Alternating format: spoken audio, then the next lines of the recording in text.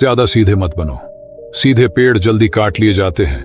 आज की कहानी के माध्यम से आपको कुछ ऐसे तरीके पता चलेंगे जिनसे आप धोखा खाने से खुद को बचा सकते हैं।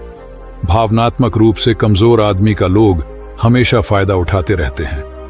हम सब ने देखा होगा, अपने आसपास जो भी इंसान नर्म दिल का होता है, यानी कि भावनात्मक रूप से करुणावान होता है, वह अपनी करुणा से बस दूसरों की सहायता तो कर देता है, लेकिन बदले में उसे हमेशा धोखा ही मिलता है। तो क्या एक इंसान को भावनात्मक नहीं होना चाहिए? क्या उसे दूसरों पर भरोसा नहीं करना चाहिए? दूसरों की सहायता नहीं करनी चाहिए? क्या करुणावान और संवेदनशील होना गुनाह है? कोई गलती है? पाया तो यह जाता है कि कोई संवेदनशील आदमी दिल का अच्छा होता है, दूसरों की सहायता करता है, दूसरों का ख्याल रखता है, दूसरों से प्रेम करता है। प्रेम भी तो एक संवेदना ही है, वह भी तो एक भावना का रूप है। तो क्या प्रेम करना भी गलत हो जाता है? और यह तो आप सबको पता होगा कि प्रेम तो आध्यात्मिक साधना का एक बहुत महत्वपूर्ण कदम है।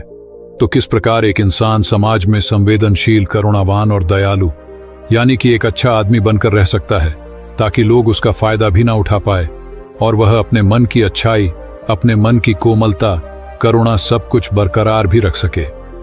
एक बार एक युवा लड़का जंगल के पेड़ों पर मुक्के मार रहा था। वह बड़े जोर जोर से मुक्के मार रहा था।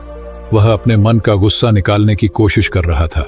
शायद उसको किसी ने धोखा दिया था या फिर उसके साथ बहुत बुरा हुआ था, जिससे वह बहुत ज्यादा परेशान था।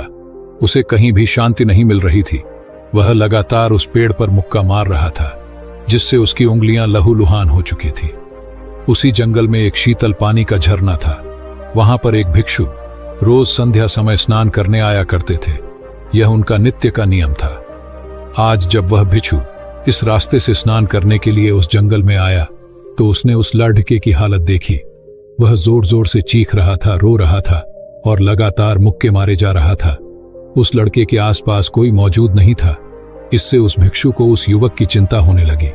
उसने सोचा कि कहीं मैं इसे ऐसे ही छोड़ दूं और कहीं ये आत्महत्या कर ले। तो ऐसे विचार आने के बाद भी वह कुछ नहीं बोला और लगातार उस युवक की तरफ देखे जा रहा था।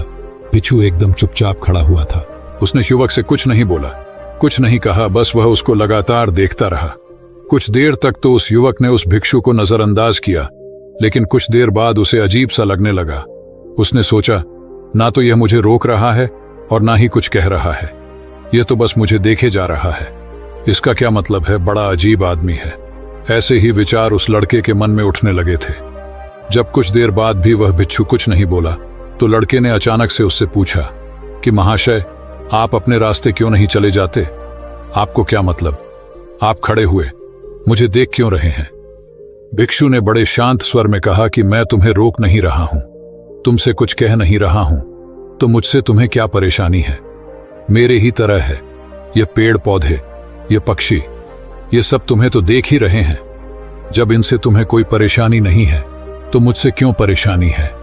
यह सुनकर लड़का जोर से चीख कर बोला, मुझे सबसे परेशानी है। मैं सबसे नफरत करता हूं। यहां पर सब धोखेबाज, गद्दार होते हैं। कोई किसी का नहीं होता इस दुनिया में। और इस तरह बोलते बोलते वह फूट फूट कर रोने लगा और रोए जा रहा था और भिक्षु उसे देखे जा रहा था। वो उसे चुप करने की कोशिश भी नहीं कर रहा था। ये बात तो उस लड़के को और ज्यादा अजीब लगी। अब रोना छोड़कर उस लड़के ने सीधे खड़े होकर उस भिक्षु से कहा, बड़े अजीब आदमी है कि सामने कोई इंसान रो रहा है, दुखी है, परेशान है और आप उसे चुप भी नहीं कर सकते। आपके मन में बिल्कुल भी संवेदना नहीं है। बड़े अजीब और कठोर हृदय वाले साधु हैं। आपको अपने साधु होने पर खेद होना चाहिए और ऐसे ही ना जाने क्या क्या जली कटी बातें वो युवक उस भिक्षु को सुनाने लगा। कुछ देर बाद जब युवक की सारी भड़ास निकल चुकी थी, तब भिक्षु ने बड़े ही शांत स्वर में कहा कि आज मैं तुम्हें कंधा दे सकता हूं, तुम्हारे आंसू पोंछ सकता हूं, लेकिन इससे तुम्हारी समस्या का समाधान नहीं होगा। कुछ देर के लिए तुम्हारा मन बहल जाएगा, बस उसके बाद वही जिंदगी, वही लोग जो तुम्हें आज कंधा देने के लिए भी तुम्हारे पास नहीं है। फिर से तुम उसी जिंदगी में लौट जाओगे। कोई तुम्हें धोखा देगा, कोई तुम्हारा फायदा उठाएगा और तुम अपने मन को ऐसे ही तकलीफ पहुंचाते रहोगे। तो आंसू पोंछने की बजाय तुम्हें मुझसे कुछ ज्ञान की बातें लेना चाहिए, जिससे तुम्हें जीवन में कोई भी धोखा ना दे सके, तुम्हारी अच्छाई का कोई भी फायदा ना उठा सके। याद रखना, आंसू पोंछने वाले तो तुम्हें बहुत मिल जाएंगे, लेकिन ज्ञान और सही समझ देने वाला कभी कभी कोई इंसान मिलता है। भिक्षु ने उसे बताया कि मैं पास ही के झरने में स्नान करने के लिए जा रहा हूं। बड़ा ही शीतल पानी है वहां का। अगर तुम चाहो तो तुम भी मेरे साथ चल सकते हो। यहां पर अकेले परेशान होने से अच्छा है कि तुम झरने की शीतल पानी में स्नान करो, जिससे तुम्हारा दिमाग, मन, मस्तिष्क और तुम्हारा शरीर सब कुछ पवित्र हो जाएगा।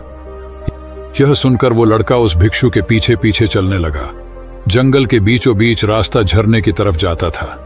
जंगल में सन्नाटा छाया हुआ था। उनके पैरों तले सूखे पत्तों की चरमराने की आवाज पूरे जंगल में गूंज रही थी। आज पूर्णिमा की रात थी और आसमान में चांद अपनी उजली रोशनी उस जंगल में फेंक रहा था।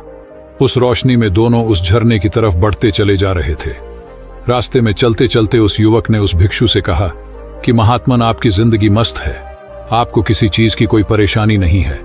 आपको पता है कि दुनिया में कैसे कैसे लोग बसते हैं, कितने धोखेबाज, कितने मक्कार, और सबसे बड़ी बात, अपने लोग ही धोखा देते हैं जिनसे हम प्रेम करते हैं, जिनको हम अपना मानते हैं। जब उन्हीं से धोखा मिलता है तो कैसा महसूस होता है। कभी कभी तो ऐसे लगता है कि भोले और दयालु लोगों के लिए यह दुनिया नहीं बनी है, ये धोखेबाजों के लिए है, मक्कारों के लिए है। वही यहाँ पर फलते फूलते हैं, वही आनंद से जीते हैं, और हमारे जैसे लोग जो दूसरों की सहायता करते हैं, दूसरों को अपना मानते हैं, वह हमेशा जीवन भर दुख में रहते हैं। यही जीवन की सत्यता है और यही संसार है जिसमें हमें रोज घुट घुट कर मरना पड़ता है। आपने सही किया, ऐसे जिंदगी को त्याग दिया, पीछे छोड़ दिया। अब बस अपने में मस्त, किसी से कोई परेशानी नहीं है, किसी की कोई चिंता नहीं है। मैं भी सोचता हूं कि मैं भी संन्यास ले लूं, छोड़ दूं इस दुनिया को। यह सुनकर उस भिक्षु ने कहा कि तुम्हें क्या लगता है, सन्यासी जीवन बहुत आसान होता है। भिक्षु ने बड़े शांत स्वर में कहा कि तुम्हें तो 2 वक्त की रोटी तो शांति से मिल जाती है, हमें तो कभी कभी वह भी नसीब नहीं होती। अगर भिक्षा मिल जाती है तो हम खा लेते हैं, वरना हमें तो भूखा ही सोना पड़ता है।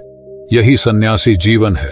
हमें हमेशा नीचे सोना पड़ता है, सिर्फ एक लंगोट में रहना पड़ता है। चाहे कैसा भी मौसम क्यों ना हो, तो ये सब तुम्हें आसान लगता है, तो तुम भी सन्यासी बन जाओ। युवक ने कहा कि आप कहते तो ठीक ही हैं, संघर्ष तो दोनों तरफ है, सांसारिक जीवन में भी और सन्यासी जीवन में भी।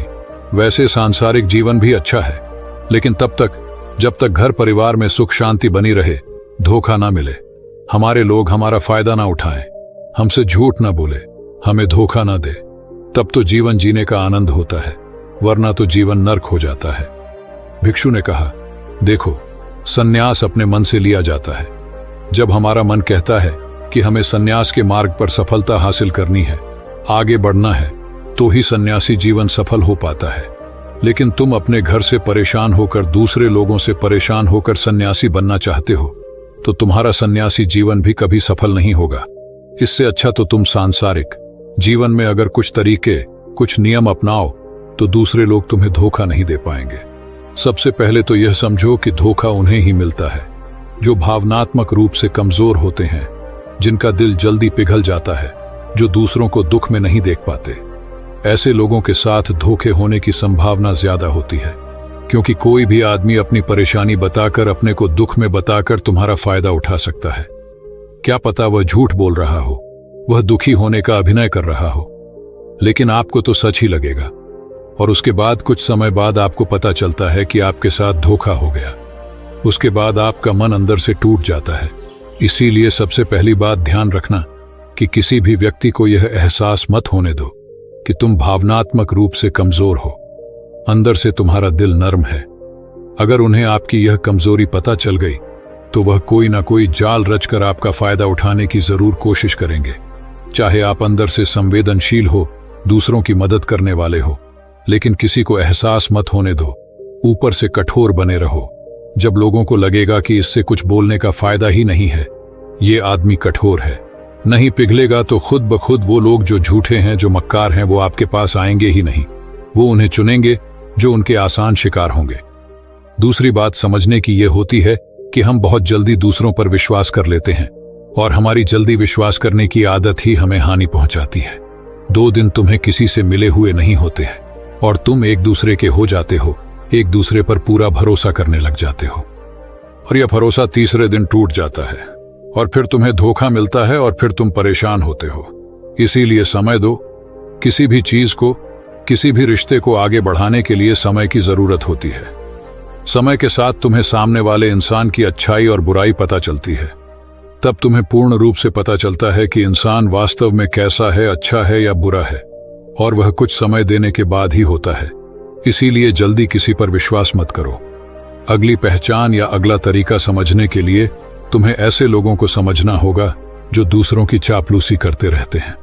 कुछ लोगों की आदत होती है चापलूसी करने की। आपके सामने आपकी बड़ाई करेंगे, आपके बारे में अच्छा अच्छा बोलेंगे, और आपको लगेगा कि यह इंसान कितने अच्छे हैं, मेरे से कितना प्यार करते हैं। लेकिन वास्तव में उनकी वह चापलूसी एक जाल होती है, ताकि वह आपका दिल जीत सके। और उनको चापलूसी करने का मौका तभी मिलता है जब आप दिखावा करते हैं। अगर आप उनकी चापलूसी से प्रभावित ही नहीं होंगे तो कुछ समय बाद वो चापलूसी करना बंद कर देंगे। इसीलिए किसी के सामने दिखावा मत करो, वरना आप तो आकर्षण के केंद्र बन जाते हो। लोगों को लगता है कि शायद इसके पास बहुत ज्यादा धन संपदा है, इसीलिए इतना दिखावा कर रहा है, और इसी वजह से जो लोग आपका फायदा उठाना चाहेंगे वो आपके करीब आने की कोशिश करेंगे, आपकी चापलूसी करने की कोशिश करेंगे। अगला नियम बताते हुए भिक्षु ने झरने की तरफ इशारा किया। वो झरने के पास पहुंच चुके थे। युवक को भी एहसास हो चुका था, क्योंकि वहां पर ठंडी ठंडी हवा चल रही थी।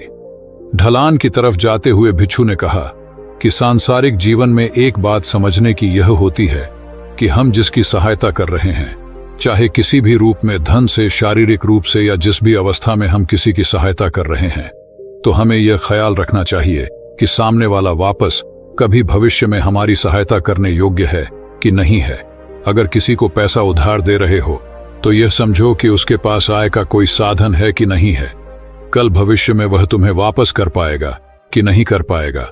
अगर वह नहीं करेगा तो तुम्हें तकलीफ होगी, तुम्हें दुख होगा। ऐसे तो इंसान करुणा बस भिखारियों को भी भीख देता है, लेकिन वह गलत नहीं है, क्योंकि जो भी पैसा अपने सामने वाले को दिया है उससे आपके ऊपर कोई ज्यादा प्रभाव नहीं पड़ेगा। अगर वह आपको वापस भी नहीं लौटाएगा तो अगर किसी ऐसे इंसान को पैसा देना है जो कभी वापस नहीं लौटा पाएगा, तो उतना ही देना जिससे तुम्हारे ऊपर ज्यादा दबाव न बने। अगर वो वापस भी न लौटाए तो तुम्हें ज्यादा दुख न पहुंचे। अब तक वो दोनों झरने पर पहुंच चुके थे। दोनों ने अपने कपड़े उतारे और उस झरने के शीतल पानी में कूद पड़े। पानी बहुत ठंडा था। उन दोनों की सारी थकान, सारी उदासी पल भर में ही दूर हो गई। स्नान कर लेने के बाद दोनों एक पेड़ के नीचे उस झरने के सामने बैठकर बातें करने लगे। भिक्षु ने उसे आगे समझाते हुए कहा कि शुरुआत में लोगों को नजरअंदाज करना सीखो। जब तुम किसी को शुरुआत में नजरअंदाज करते हो तो जो भी लोग किसी लालच की वजह से तुम्हारे पास प्रभावित हो रहे थे, उनकी छटनी हो जाएगी। जब तुम उनको नजरअंदाज करोगे तब को एक दो बार लोग तुम्हारे पास आने की कोशिश करेंगे। उसके बाद वो तुमसे दूरियां बना लेंगे। और जो आदमी तुम्हारी इंसानियत, तुम्हारी अच्छाई देखकर तुम्हारे पास आएगा, वो नजरअंदाज करने के बावजूद भी तुम्हारे करीब ही बना रहेगा। और यही तो एक सच्चे इंसान की पहचान होती है। जो हमारे अपने होते हैं उनसे हम लड़ भी लेते हैं, झगड़ भी लेते हैं, उसके बावजूद भी वो हमारी बातों का बुरा नहीं मानते हैं। चाहे थोड़े समय के लिए वह हमसे नाराज रहे, लेकिन कुछ समय बाद फिर से हम एक हो जाते हैं।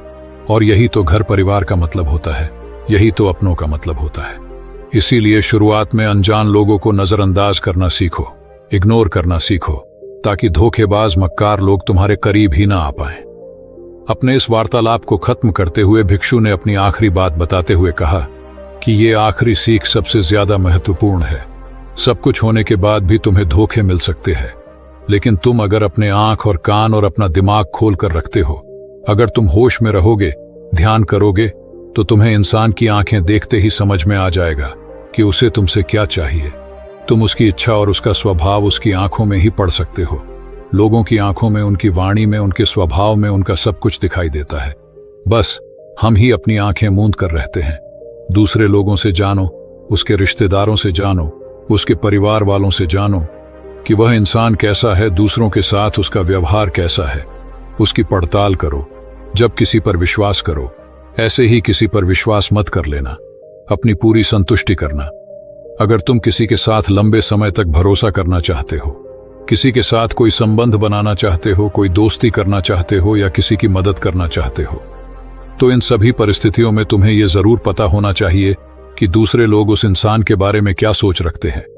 इसके बाद तुम जीवन में कभी भी धोखा नहीं खाओगे और तुम्हें कभी भी धोखे की वजह से पछताना नहीं पड़ेगा।